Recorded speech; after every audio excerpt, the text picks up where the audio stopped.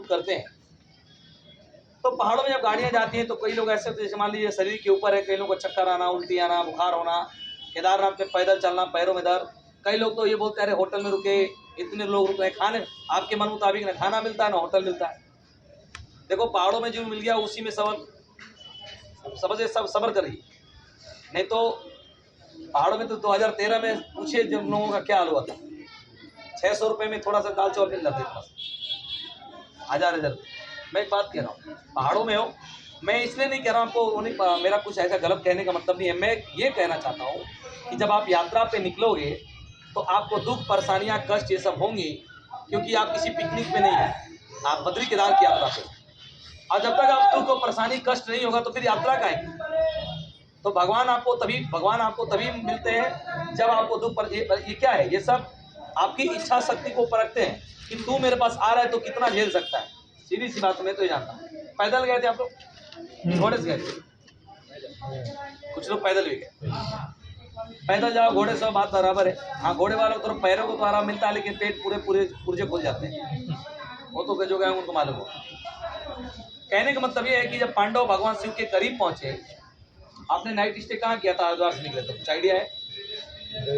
गुप्तकाशी। सब लोग मराठी हैं आप लोग? भैंस होता ना, भैंस, मेल बफेलो, भैंस को मराठी में शायद रेड़ा बोलते हैं। रेड़ा भी बोलते हैं आप लोग?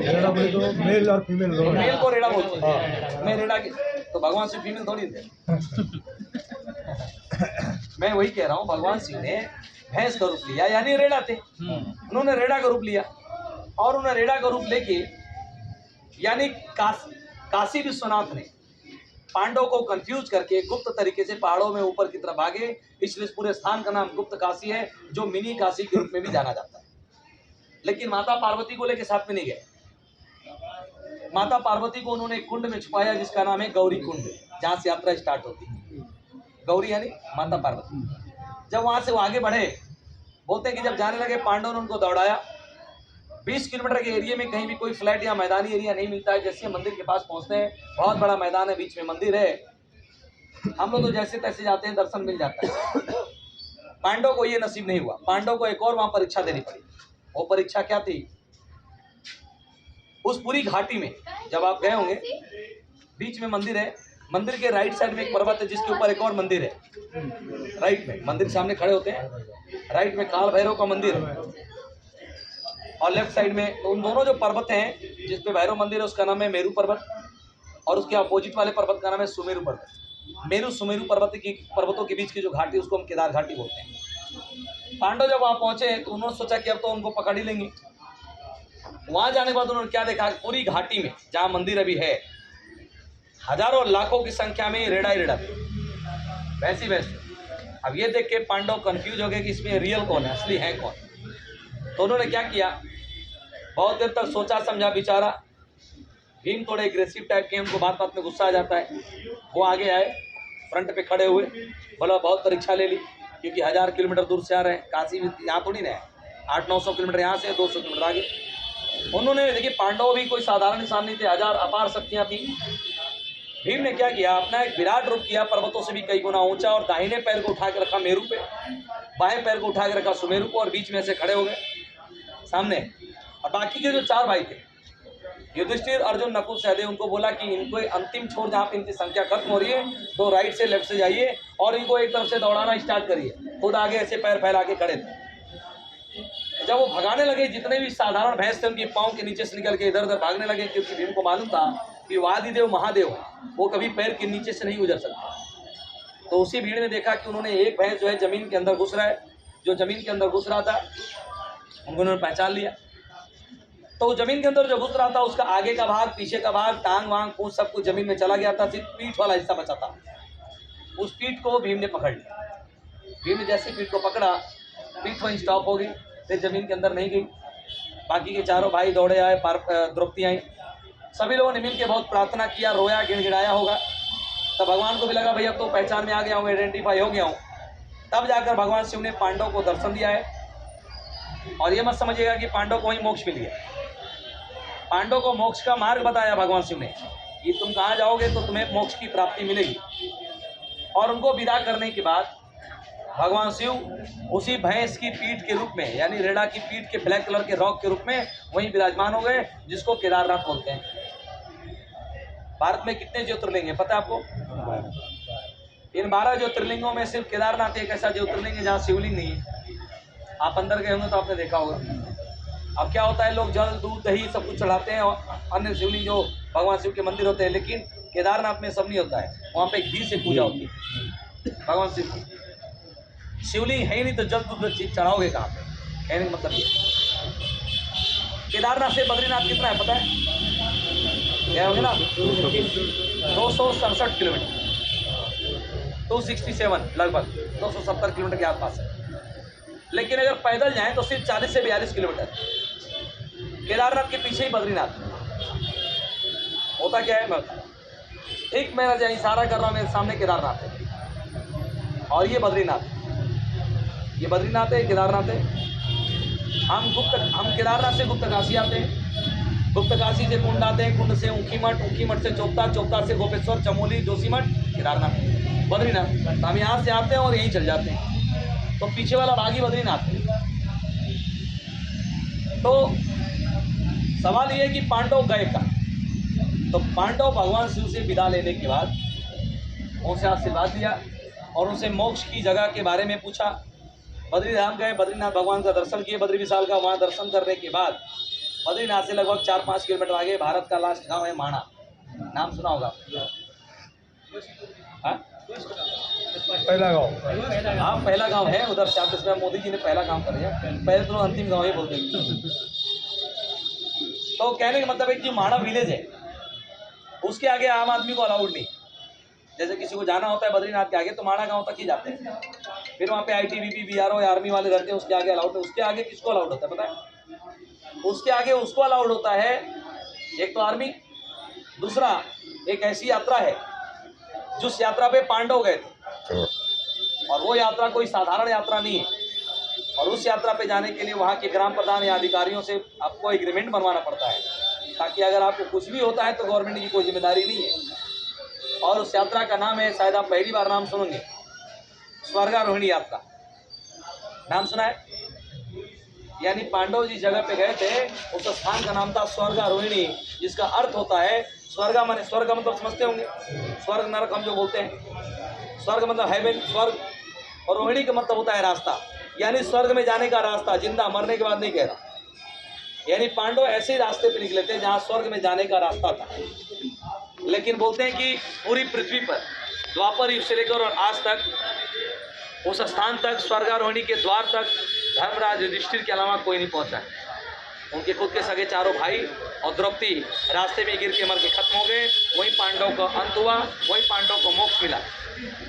ज़्यादा डिटेल में जानना है तो आप एक काम करिएगा, आज आपका लास्ट डे है, जब आप घर निकलेंगे, कभी आपको टाइम मिले 1-2 दिन में या कि 2-4-10 दिन में, आप YouTube पे जाना, सिर्फ इतना सर्च मारना है, टाइप मारना स्वर्गारोहिणी यात्रा। आपको एक वीडियो मिलेगा जिसका टाइम पीरियड होगा 1 घंटा 1 मिनट 42 सेकेंड का। फर्स्ट नंबर पे वही ओपन हो, वही आता है, उसी को ओपन करना है। उसमें आपको एक एक जगह के बारे में पता चलेगा कि कौन गिर के कहाँ पे मरा, कैसे हुआ। मैं भी बता सकता हूँ, लेकिन नहीं तो 1 घंटा टॉपिक और बढ़ जाएगा।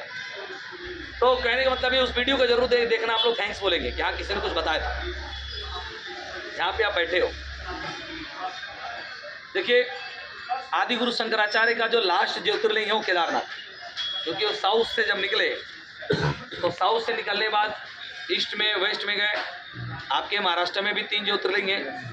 मतलब सनातन धर्म को बचाने के लिए जिनका सबसे ज़्यादा अथक प्रयास रहा है वो आदि गुरु शंकराचार्य। पूरे भारत को एक सूत्र में जोड़ा है 12 ज्योतिर्लिंगों के रूप में। तो बोलते हैं कि जब वो केदारनाथ पहुँचे, केदारनाथ मंदिर की स्थापना करने के बाद, जीर्णोद्धार करने के बाद, वो जब बद्रीनाथ गए, बद्रीनाथ मंदिर भी उन्हीं के टाइम का है। तो वहाँ पे जब आप बद्रीनाथ गए होंगे, अंदर में एक मूर्ति देखी होगी आपने, ब्लैक कलर की, भगवान विष्णु की। लेकिन जब वो पहुँचे तो वहाँ मूर्ति नहीं थी। जानते हैं क्यों? क्योंकि उस मंदिर पे कई सदियों तक बौद्धिस्टों का कब्जा था, चाइनीज लोगों का। हम केदारनाथ जाते हैं, यहाँ मंदिर में आते हैं और बाकी मंदिर उठा के देख लीजिए, मंदिर का जो बनावट होता है कैसे गुंबद जैसा होता है, जो बद्रीनाथ में नहीं। आगे का जो फेस है जैसे कोई तिब्बतियन मंदिर नहीं होता, कुछ ऐसा टाइप का दिखता है। क्यों? थोड़ी बहुत झलक मिल जाती है क्योंकि उस पर कब्जा बौद्धिस्टों का था। जो भगवान बद्री विशाल की जो मूर्ति थी उसको उन्होंने उठाकर फेंक दिया था। कहाँ पे? जो बगल में तप्त कुंड है, गर्म पानी का जो कुंड है, अभी छोटा सा कुंड जैसा है, क्या पता उस जमाने में गहरा खाई कुआं जैसा रहा होगा। आदि गुरु शंकराचार्य जब वहाँ पहुंचे तो उन्होंने क्या देखा, वहाँ के जो साधु संत उनसे जो पहले रहे होंगे वो वहाँ नहीं थे, उनको मार कर। देखिए बॉर्डर की लड़ाई और हक की लड़ाई आज से थोड़ी ना आ रही है, हर समय से चलती आ रही है। तो उनको नरसंहार करके बौद्धिस्टों ने उस पर कब्जा किया था, मूर्ति उठा कर फेंक दिया था। तो आदि गुरु शंकराचार्य वहाँ पहुंचे, उनको उन्होंने शास्त्रार्थ में हराया। बौद्धिस्टों को हराने के बाद जब वो पीछे हटे, दोबारा अंदर में डीप किया, उसमें तप्त कुंड में डुबकी लगाई, इतना गर्म पानी फिर भी उसके बावजूद भी अंदर से जाके मूर्ति को निकाला, वहाँ स्थापित किया।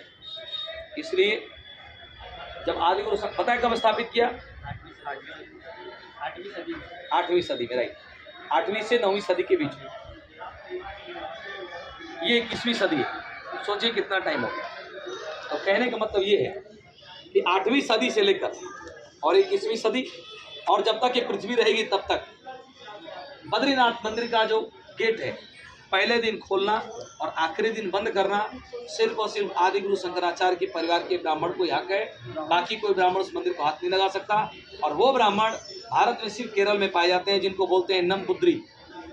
जो जाति होती है वो नम्बुद्री ब्राह्मण बोलते हैं उनको। तो उन्होंने उसकी स्थापना की। दूसरी बात, जहाँ पे अभी आप लोग बैठे हो, मैंने इसी जगह को क्यों चुना? मैंने बोला भाई को कि यहाँ मैं मंदिर अपना रामेश्वर मंदिर में लेके आओ। एक्चुअली जहाँ बैठे हो इस मंदिर का नाम रामेश्वर है, इसका भी एक इतिहास है। पांडव उड़ के तो गए नहीं थे केदारनाथ। झूले का नाम पता है आपको क्या है? राम जी। राफ्टिंग कुछ लोग गए थे, 12 लोग हम। पीछे एक और झूला मिला होगा, लक्ष्मण जी, लेकिन उस पर एक भी आदमी नहीं जा रहा होगा। 2 साल से बंद पड़ा है। क्यों? क्योंकि वो 1929 का है, ये 1985 का है। तो झूले का लंबाई चौड़ाई का सिर्फ फर्क है, नाम का अंतर है। किसी देवी देवताओं ने इसको नहीं बनवाया, पब्लिक को कार क्रॉस करने का रास्ता बनाया, भगवान का नाम दिया है। 2 सपोर्ट पे रुका है, बीच में कोई सपोर्ट नहीं है, इसलिए हम चलते हैं तो फील होता है कि थोड़ा वाइब्रेट हो रहा है, इसलिए झूले का नाम दे दिया है। हाँ, नदी का नाम गंगा है, सबको पता हो, लेकिन एक नदी का नाम गंगा नहीं। वैसे तो जोड़ा जाए तो 100-150 नदियाँ हैं और हजारों झरने मिलकर गंगा बनते हैं, लेकिन 3 नदियाँ प्रमुख हैं जो हिमालय में 3 अलग अलग जगह से चलती हैं और 2 जगह पे उसका संगम होता है, तब हम बोलते हैं गंगा। जो पहली नदी आपको मिलती है बद्रीनाथ में अलकनंदा, केदारनाथ में मंदाकिनी, और इन तीनों में जो प्रमुख है वो गंगोत्री से आती है, भागीरथी। इन तीनों का संगम रुद्रप्रयाग और देवप्रयाग के बीच में होता है, उसके बाद से गंगा बन जाता है देवप्रयाग। उसके बाद अलग अलग नदियाँ हैं। अभी आप झूला पार करके ये साइड आ गए, ये साइड आप आ गए, आपका डिस्ट्रिक्ट चेंज हो गया, जिला बदल गया। यही नहीं, बद्री केदार में केदारनाथ से जब बद्रीनाथ गए आप तो अलकनंदा पार करके फिर इधर आए होंगे, फिर हाईवे पकड़ के लेफ्ट मारे होंगे। तो केदारनाथ जिस डिस्ट्रिक्ट में है उसका नाम है रुद्रप्रयाग। और जैसे आपने गंगा नदी को पार, अलकनंदा को पार करके साइड आ गए, डिस्ट्रिक्ट लग जाता है चमोली। वैसे यहाँ पे भी है। आप लोगों ने बोला मराठी है, उत्तराखंड के लोगों को क्या बोलते हैं पता है? गढ़वाली। पहाड़ी लोग नहीं बोलते, गढ़वाली बोलते। तो उस साइड में जो तो जिला डिस्ट्रिक्ट था उसका नाम था टिहरी गढ़वाल। अभी आप आ गए पौड़ी गढ़वाल, डिस्ट्रिक्ट चेंज हो गया। तो कहने का मतलब है कि जब पांडव भगवान शिव का पीछा करते समय ऋषिकेश के क्षेत्रों से जब गुजर रहे थे तो उस टाइम के जो साधु संत रहे होंगे उससे उन्होंने पूछा कि आप लोगों ने भगवान शिव को देखा क्या? उन्होंने बोला हाँ, कैलाश की तरफ गए। लेकिन वो पांडव तो वैसे जाने नहीं दे सकते थे, तो साधु संतों ने उनको इसी क्षेत्रों में कहीं रोक लिया। बोले आज भोजन हमारे यहाँ भोजन ग्रहण करो, अगली सुबह यहाँ से निकलना। पांडव इन्हीं के क्षेत्रों में रुके। सपोज करो कि आपके किसी दोस्त को लोकेशन भेजना है यहाँ का, तो वो लोकेशन रामजिला ऋषिकेश नहीं दिखाएगा। मैं एक ऐसा नाम बता रहा हूँ जो पांडव ने इस क्षेत्र का एक नाम रखा था, जो नाम द्वापर युग से लेकर अभी तक वही नाम चल रहा है। पीढ़ी दर पीढ़ी लोगों ने, साधु संतों ने इसको फेमस किया। तो अकेले इस क्षेत्र को बोलते हैं स्वर्ग आश्रम, यानी किसी जमाने में यह जगह स्वर्ग का आश्रम हुआ करता था। ये नाम पांडव ने क्यों रखा? क्योंकि चारों तरफ साधु संतों का वातावरण था, उनको स्वर्ग की अनुभूति हुई कि हम कहीं स्वर्ग में।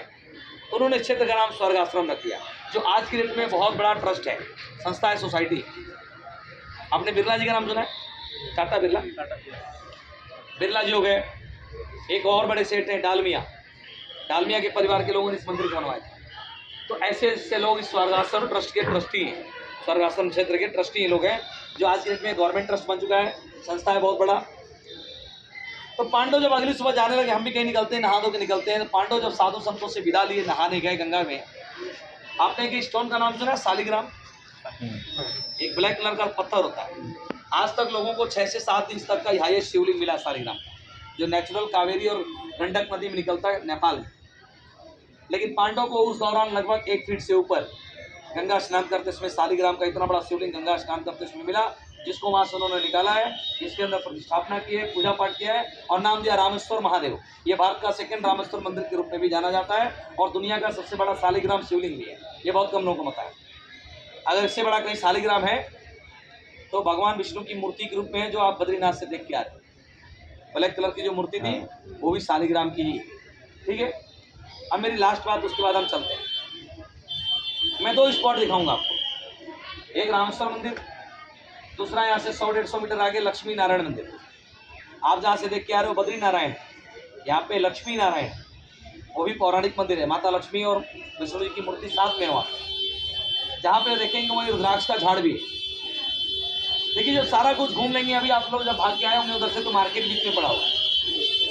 मार्केटों से लोग क्या करते हैं, वो कपड़े वपड़े, कुर्ता कुर्ती, बैग वैग, आर्टिफिशियल आइटम जो भी हैं, वो सारी चीज़ें गुजरात, महाराष्ट्र, दिल्ली, लुधियाना, हरियाणा से होलसेल में आता है और उल्टा उठाकर लोग ले आते हैं, क्योंकि आपको मालूम ही नहीं कि हमारे यहाँ मिलता क्या है। तो मेरे कहने का मतलब, जो हमारे यहाँ मिलता है उसको ले जाओ। ऐसा नहीं कि हमारे यहाँ कुछ मिलता नहीं, हमारे यहाँ तो वो चीज़ें मिलती है जो वर्ल्ड में कहीं नहीं मिलती। वो 2-3 चीज़ें हैं जो आपको यहाँ नहीं बताऊँगा। लक्ष्मी नारायण मंदिर में जब रुद्राक्ष झाड़ दिखाऊँगा, वहाँ पे भी ऐसी बैठने की जगह है, वहाँ बैठा के समझाऊँगा। बोलिए गंगा मैया की जय। अब आप लोग इधर से निकलेंगे, रामेश्वर महादेव का दर्शन करेंगे, फिर अपना कई रास्ते में मार्केट में रुकिएगा मत प्लीज। और मैं बात एक और चीज़ बता दूँ, 2-3 बातें, रास्ते में कहीं किसी के चक्कर